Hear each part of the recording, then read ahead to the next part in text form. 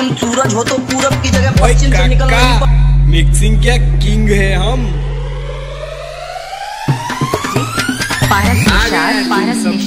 बाप बाप बाप बाप बाप मोबाइल 15 46 11 69।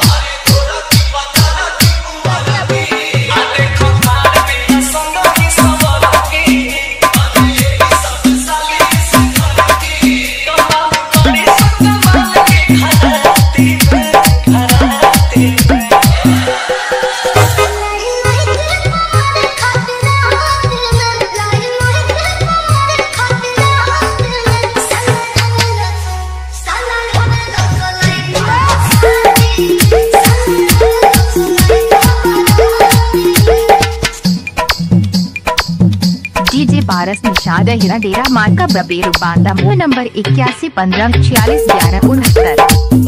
और मुन्ना नकल करने में भी भरपूर अकल लगती है। तुम कॉपी चाहे जितनी कर लो मगर मेरे जैसा कभी नहीं बन। पारस निषाद हीरा डेरा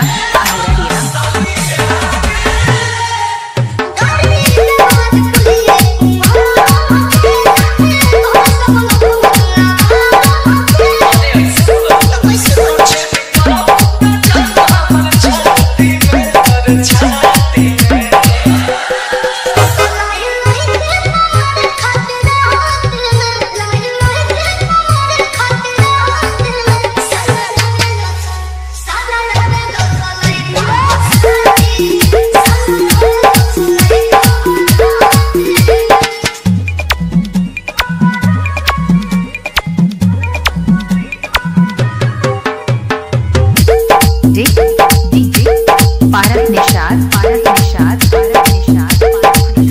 हीरा डेरा मोबाइल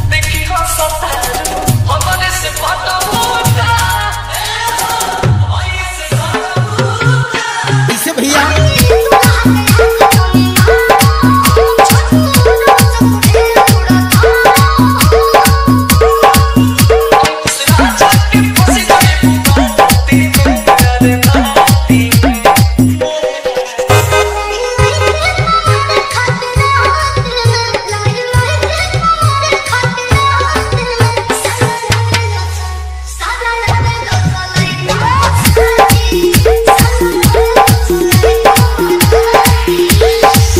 पारस निषाद